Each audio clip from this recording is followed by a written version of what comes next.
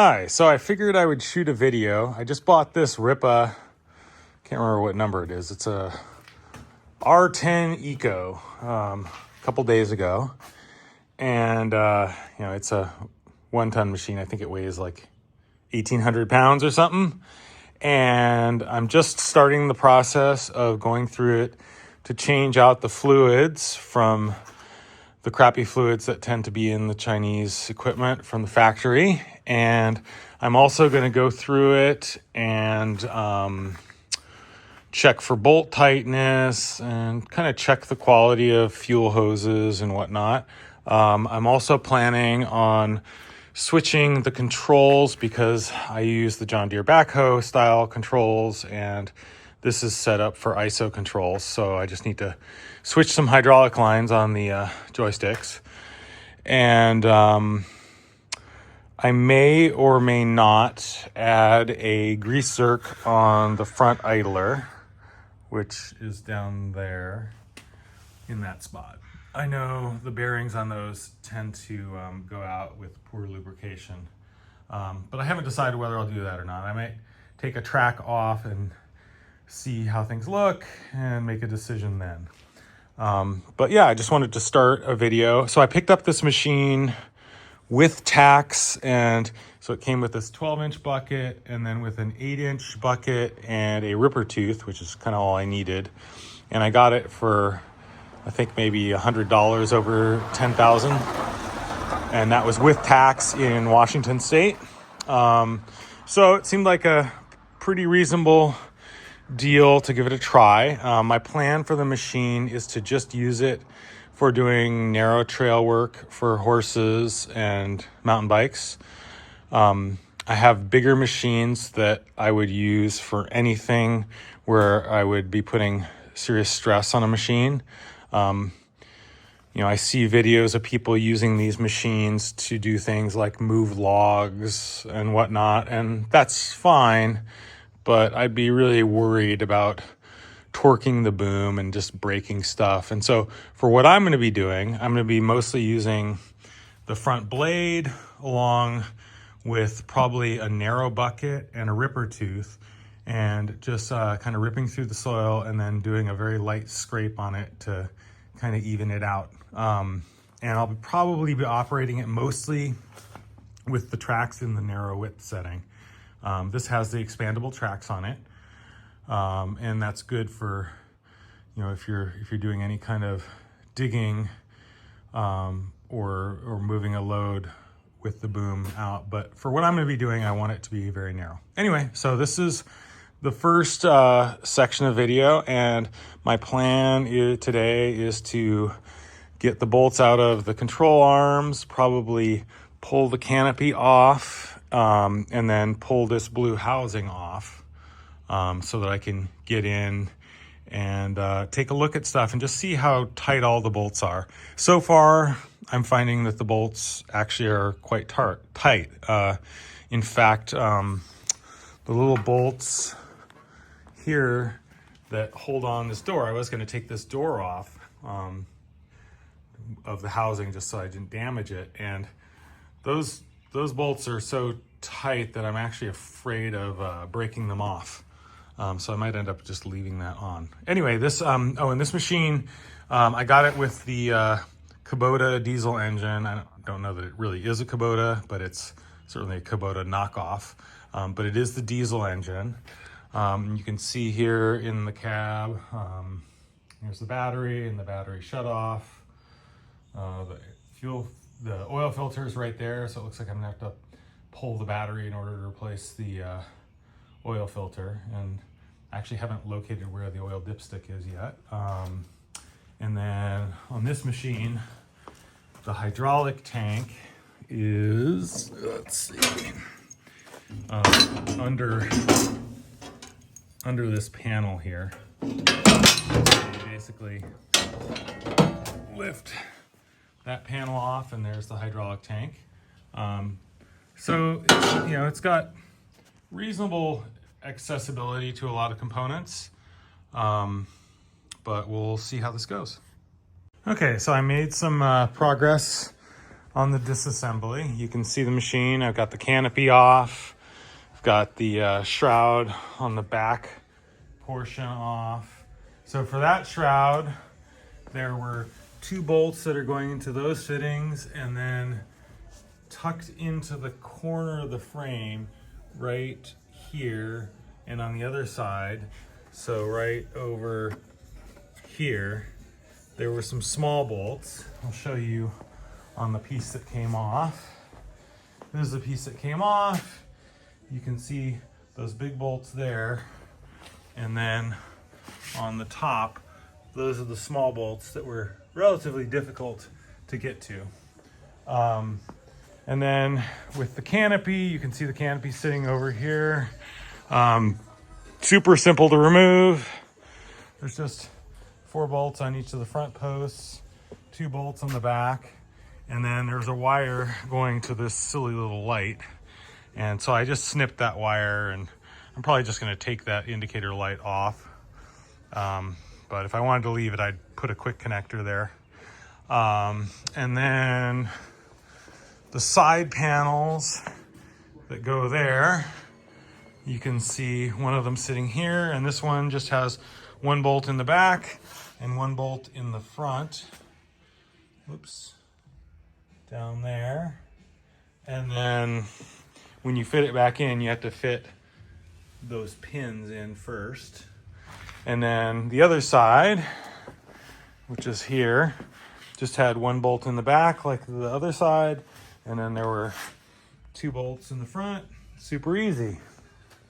And you can see I already had the seat off. The seat was super easy to remove and obvious.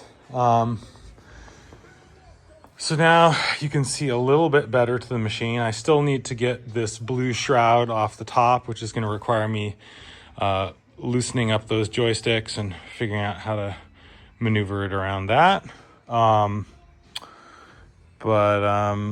Yeah, so you can already see that there's a lot more access to stuff. So I'm gonna keep going. Okay, so far in taking various bolts out of the machine, the only bolts that I found that were actually unreasonably loose were the ones that were holding on the plate for the rubber cover for the joysticks. Here you can see those off, and so the next thing I'm going to do is cut that zip tie, disconnect the wire connector, loosen that lock nut, and then unscrew the handle. And if I do that on both sides, then I should be able to unbolt this blue housing and just pull the whole thing off. But so far I'm pretty impressed with how well everything's put together. If you look at these bolts, they have a white mark on them. And I'm seeing that throughout the machine, and that's an indication that they torqued it down and then marked it. So I'm actually pretty impressed by the build quality so far. All right, so here's another quick section of video. You can see that I got the control levers and the housings off. I had to pull that fuel cap off to take it off, but I put it back on to keep things from falling in. And yeah, it's all super simple and self-explanatory on both sides, and the parts are basically symmetrical, but I marked them. And so you can see over here I've got everything lined up, and there are the 2 pedestal bases that I removed after I had already removed those joysticks. Okay, so now we've got the main shroud off. You can see the main shroud here. It's held on by 7 bolts. There were 2 bolts from the top, one right there and one right there. The 2 bolts right there and there that you see remaining don't actually hold anything on at all. Then there were 3 bolts in that front flange, and then these 2 longer bolts came in, one from each side, super obvious right there. And now you can see that we really have access to just about everything on the machine. And I would say that for me to do the disassembly that I've done so far has probably taken me, I don't know, maybe 45 minutes or so. So it's super fast. So it means it's going to be pretty easy to access everything on the machine. Inevitably, some of those pieces are going to get bent or dented, and they have to be straightened out or whatever. Plus, if you have to, find any leak or anything, you really want to do this in order to get access. So here you can see the machine. I'm going to look it over, and then I'll shoot a video of what I see in terms of locations of various components. Okay, so I've looked through the machine a bit, and I wanted to talk about the fuel system and also where the oil dipstick is. So obviously our fuel tank is right over here, and you can see I've got a manual gauge on it. It's a plastic tank on these Rippas, so you shouldn't have to worry about metal filings in there. You might have some plastic shreds, but at least there won't be metal in there. From this fuel tank, there is a return hose right here, and then down below it, coming out near the bottom of the tank, is the fuel draw, and that goes to this filter right here, which is like a primary coarse filter. From the primary coarse filter, it goes up through this hose into our water separator right here. And then from the water separator, it comes out, and the hose drops back down to our fuel pump, our lift pump, which is right there. And then from the lift pump, the hose comes back up and goes to this main fuel filter. So this is the fuel filter that would filter out fine particles so it can go into the injector and not damage things. Injector pump, and then the injectors. And you can see the canister right there, that this metal thing is what you would replace. And you would be replacing that by accessing it from the top here under the seat. That's also how you would access the water separator. It'd be pretty hard to get to that initial filter from here. And the other really worrying thing about this design, well, it's not worrying, but it needs modification, is that my oil dipstick is located right down here. You can see I just pulled it out.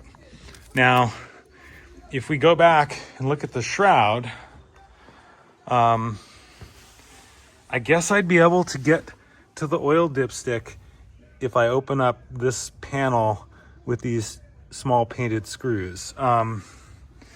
That's definitely not very convenient.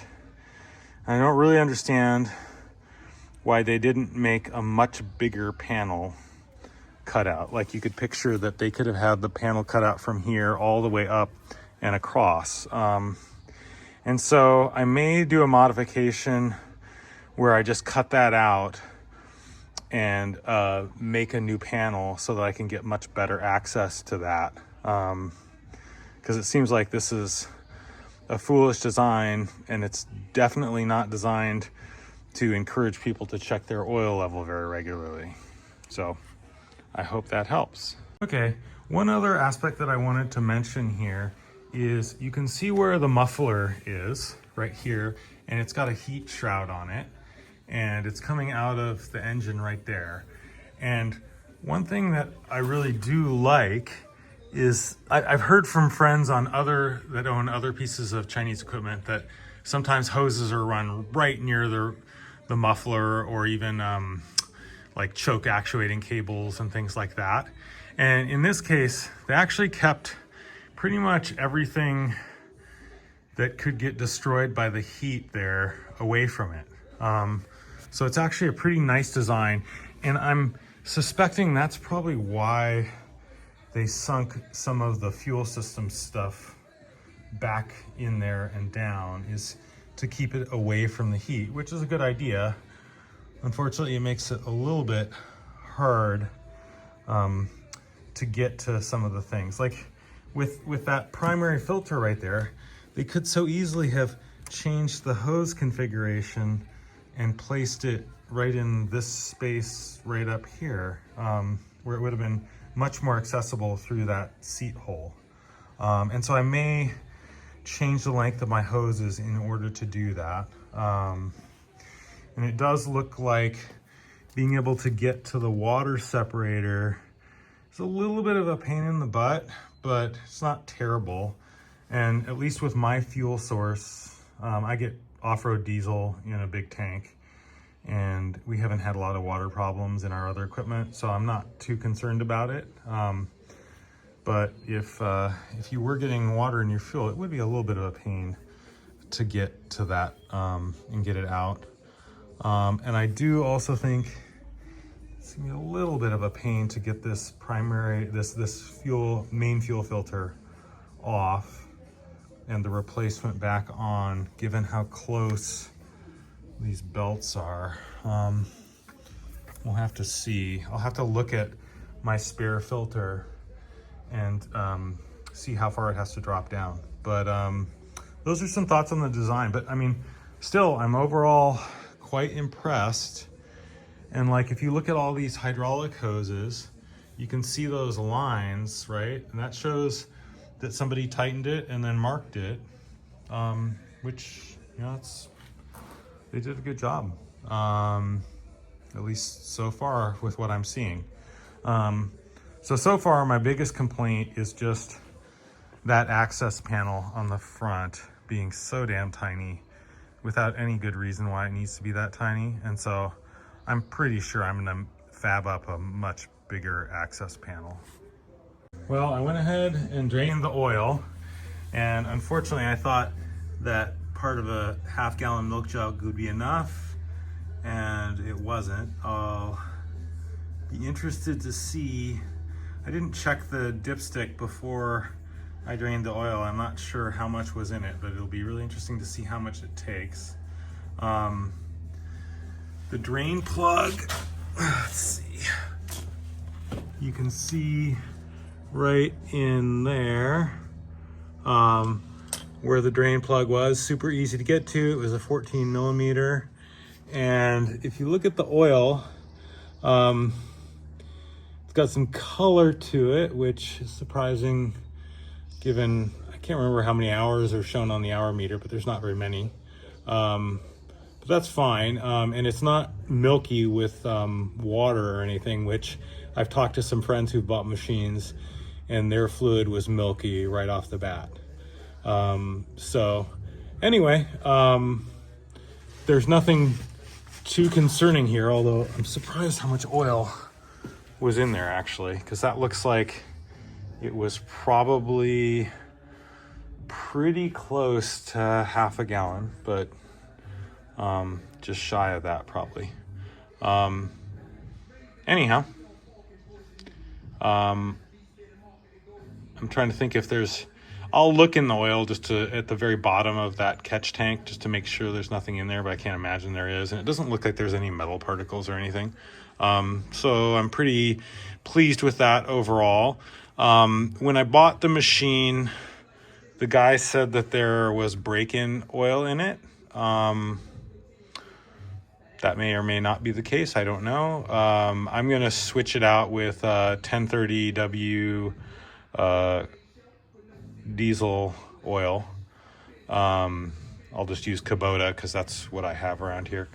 And I'm going to swap out the oil filter, which is right back in there. I probably have to pull the battery in order to do that. Doing it just to be safe. Like, you know, with what I'm seeing with this oil, there's definitely nothing concerning. So that's good. Okay, so to get the oil filter off, I had to pull two 12 millimeter bolts that are holding the bracket for the battery. And then once the battery is out of the way, you can see I have the oil filter off now. The factory filter was on there really damn tight, and based on the squeaking, it sounded like they had not lubricated the O-ring at all. So I had to use these Vice style an oil filter wrench.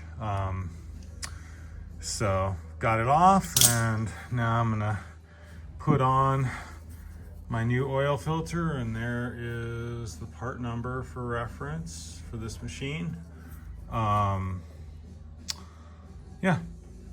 I mean, I'm not totally surprised that it was on there as tight as it was, because I've talked to friends who had to wrestle with theirs for like an hour trying to get it off, not on this particular machine, but on other Chinese machines. So just be aware of that. And it's really easy to get the battery out of the way. I'm not sure, I guess if I didn't have the housing off, then I would have had to actually disconnect the battery and get it out of the way. But since I have the housing off, it was pretty easy.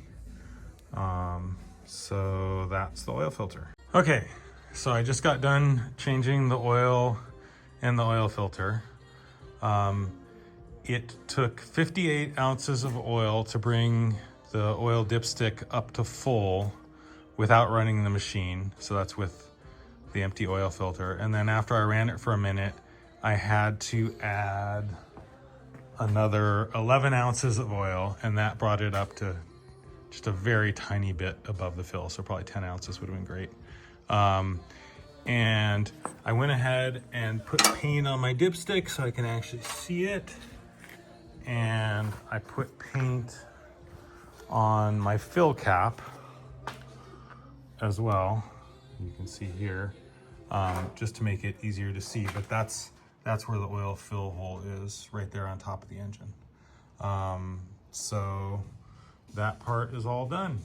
And I used Kubota 10W30 weight diesel engine oil, because that's what I typically use in some of my equipment.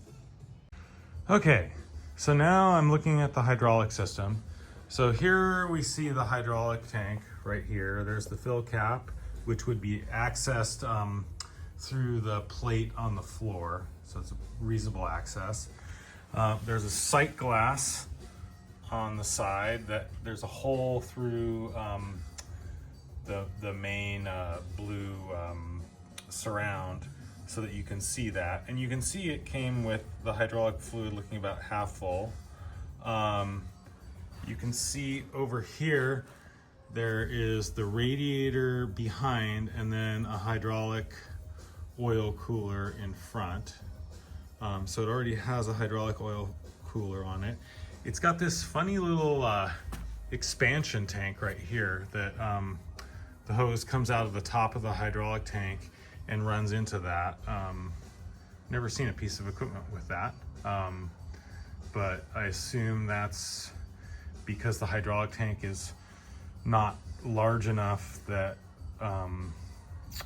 with thermal expansion, when it gets hot, I can imagine the fluid might end up backing up into that overflow tank temporarily.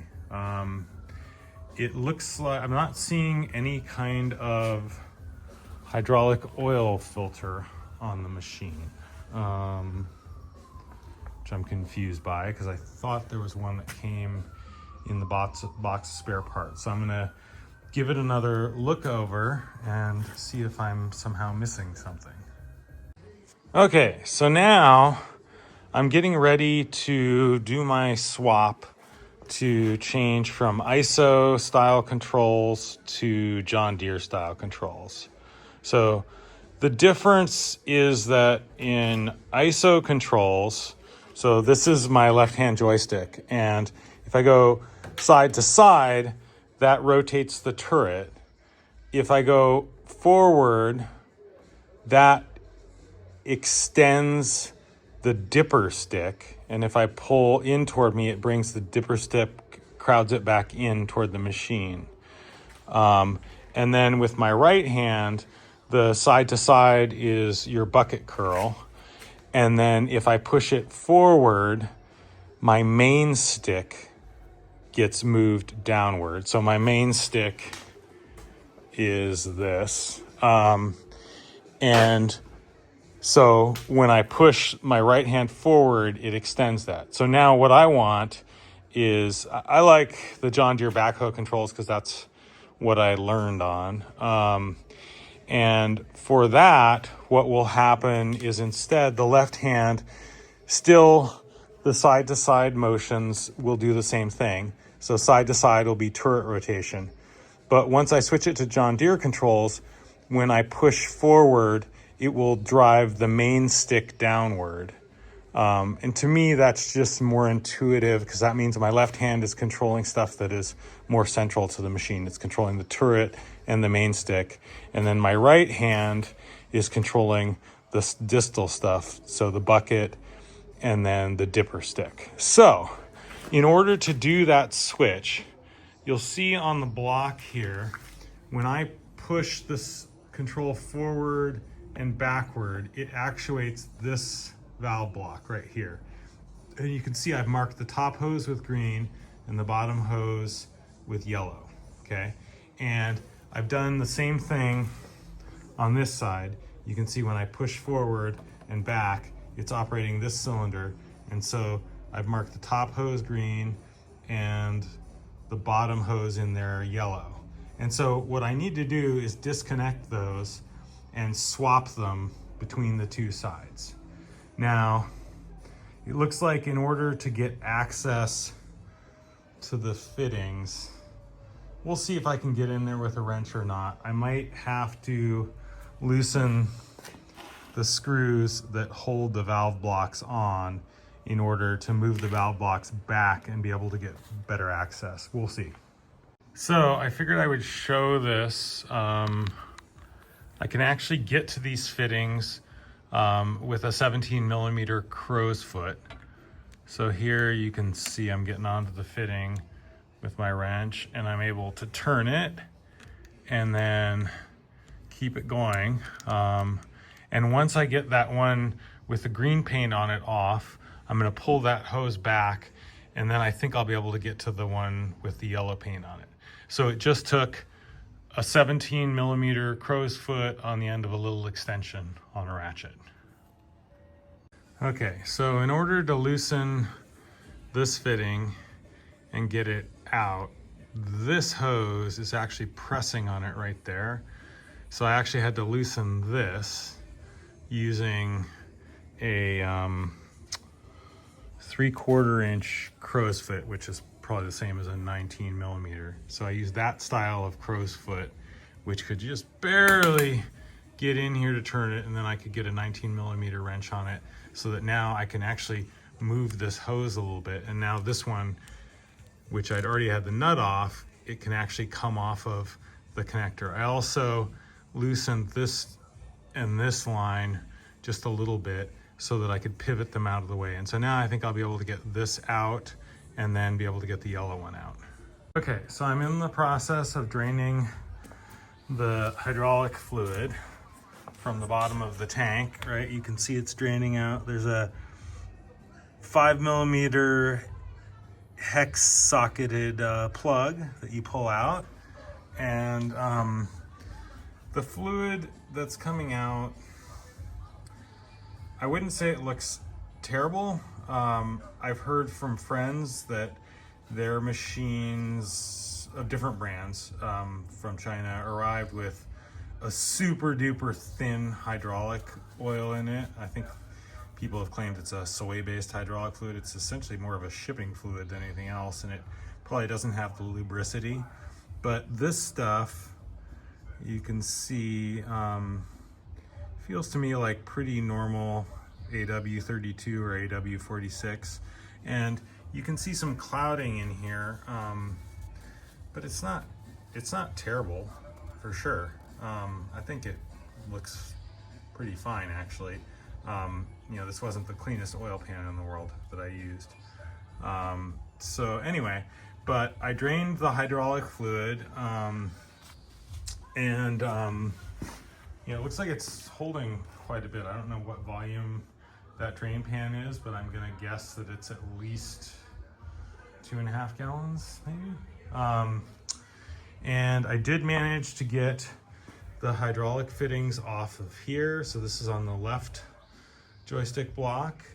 Those ones weren't too bad to get at with a crow's foot. And then the ones over here, I got them off, but I had to loosen this fitting in order to make it loose enough to pivot out of the way, and also these two. So I'm gonna have to go back and tighten those when I'm done. And right now I'm in the process, you can see the hoses out here.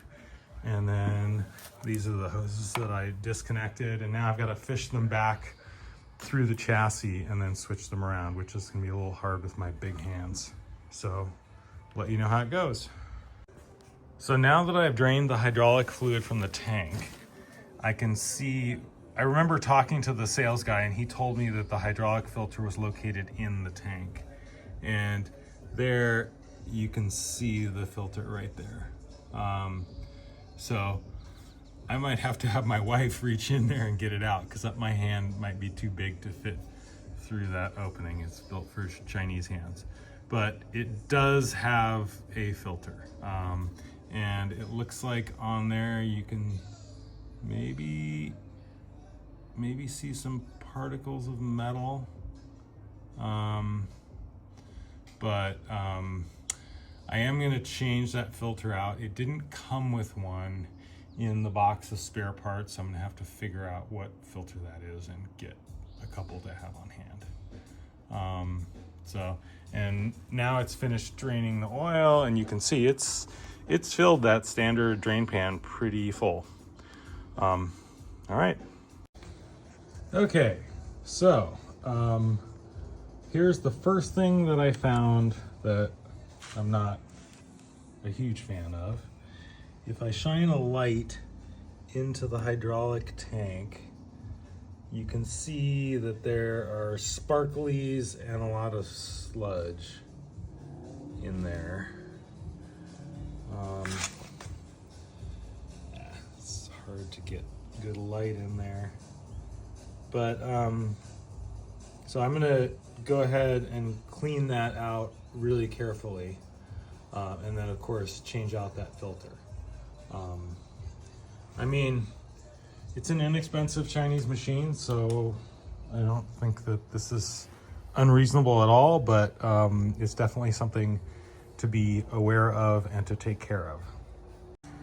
Okay, so I got my hydraulic lines for the dipper stick and the main boom swapped. So these are now the hydraulic lines over here that were on the right side. Now they're on the left side. When you route them, you got to be a little bit careful. So back in there, they're sitting right on top of the fan housing that blows through the radiator, and you want them there so that they can't come in touch with that pulley. And so back around here toward where the hydraulic tank is, I'll zoom in. I zip tied them to the main hydraulic tank supply line. And I think that should keep them out of the way. In order to get the fittings connected on this right side, I did end up having to completely take this fitting off, and I had loosened this fitting and this fitting in order to get these two in. But it all went back together pretty well, and you can see the hoses routed pretty nicely. Those white zip ties are the new ones that I put on. In order to route the hoses, I reached through this area of the boom to pull on the hoses and pull them back to about this point so that then I could feed them the other way. And that worked pretty well. So I got my wife to come and remove that hydraulic strainer from the hydraulic tank. So here it is, and it really is just a strainer. It is not a particulate filter. So what I'm seeing is that there's no real hydraulic particulate filter on this machine, and so I'm definitely going to go ahead and add one. I need to ask my mechanic buddy, but I assume the best place to put the filter is on the return line to the tank, because that should be a low pressure line with no restrictions. I guess I could also put it on, this is the main supply line to the pump. This is the inside of the pump. And I need to check. I don't think it should go on that, but I will find out. And so I got to get my wife with small hands to put this back in the hydraulic tank. But I would say this is definitely not enough to keep your hydraulic system clean. One other thing I forgot to mention about the hydraulic tank. So I had my wife pull that strainer out of there, and then I had her swab down the inside of the tank. Let's see if I can grab my flashlight. So you can see that the tank is much cleaner on the inside now. And then after she was done swabbing it down, I took a magnet on a stick and ran it through the hydraulic tank to get out any other metal particles. A lot of people put cow magnets on their hydraulic tanks in order to catch metal particles. I'm definitely considering doing that. It's going to be a little bit harder on this tank because it's a poly tank, it's not metal. So I'll need to actually figure out a way to fix the magnet in place. What I might be able to do is sandwich a magnet under the tank in that gap area, but we'll see. Okay, so I've determined that my machine came without a hydraulic filter inside the hydraulic tank. There was supposed to be one on the return line, which I'm pointing at with the hose right there on the inside of the tank, and it wasn't there, and it wasn't in the bottom of the tank. And then rather than try to figure out what filter number that is and get it, I decided to go ahead and put on an external filter assembly. So you'll see right here, this is the external filter assembly, like what you would find on a log splitter. It's got a 10 micron filter, and it's got way more capacity than that filter that was inside the tank would have had. You can see I've got a barb fitting on this end, and then I have a 90-degree fitting on the other side that's connecting to the hose, and that hose runs from this spot right here on the hydraulic oil radiator. And I had a new hose made. This right here is the old hose. And I could have used this, except that the fitting on this end, which is what attaches to the hydraulic tank, so it's the hydraulic fluid return, is a really weird fitting. The guys at the hydraulic shop said that it's a combination where they used one fitting for this part and then a different fitting for the nut. No idea why they would do that. So what I've decided to do instead is where that barb fitting is, I'm going to use this hose and I'm just going to cut it off and then clamp it onto that barb. Because it's a low pressure side. It's the return to the tank, and it's after the filter and the radiator and everything, so there should be no real pressure in that line. So that's what I'm finishing up right now. Okay, so here's the machine after I've completed the external hydraulic filter addition. So you can see the line running from the tank, so that's the return to the tank. And then here's my oil filter. I built a bracket for it and have 3 screws holding it up.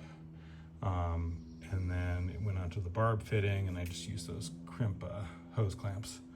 So yeah, it's like, looks like a pretty clean and sturdy install, and I don't see that it's gonna rub on anything. It makes getting to the little breaker box in there a little bit difficult, but I can always unscrew the screws and move it out of the way. And I think I can even get in there without doing that, although I have big hands. So now I'm basically ready to fill the machine back up with hydraulic fluid and then fire it up and just check everything before I start putting all the housings back on. And then I still have all of those needle grease fittings to replace. Okay, so I just got done replacing all of the needle grease fittings with grease zerks. That was easy to do. Everyone should remember that on this pivot point here, there's not only a grease fitting on the top, but there's one on the bottom, down below in there. In going through all of the various pivot points, there's two pivot points that I don't like. On this machine, there is the pivot point here for the thumb, and this pin is fixed to the thumb.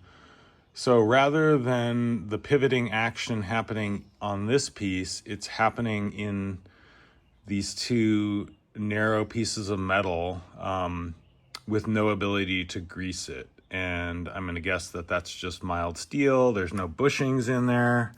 I'm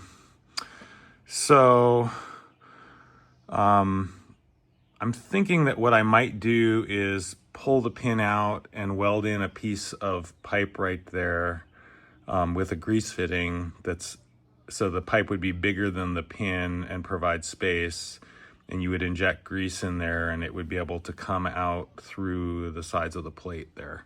In practice, I don't know how much wear is going to happen there, but that is a main pivot point.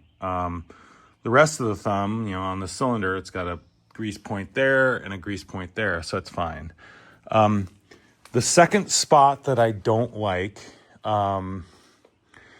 is the main boom pivot right here. So you'll see it's got a grease fitting in the end of the pin. But if I bring the camera down, let's see if I can see. If you look at it from the bottom here, you can see that this pin doesn't have a surround around it. And so it's hard to tell where the grease point in this pin is greasing. It looks like I'm getting some grease out over here, but I'm not getting any on this side. So again, it looks like there are hardened bushings in there. Let's see if I can get rid of that glare. So, that can be rejuvenated, but I just don't like that design. So those were really the only two problem spots that I found. And then the two grease points here, I've got my grease gun hooked up to one of them. One of them is greasing the ring gear, and one of them is greasing the bearing for the turret.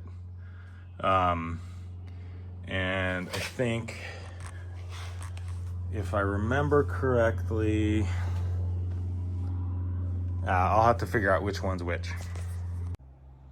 Okay, I figured out which one's which. The one closest to the boom over here, so this fitting, is going to the ring bearing, and then the one over here that my grease gun is on is going to the ring gear, to the teeth of the ring gear.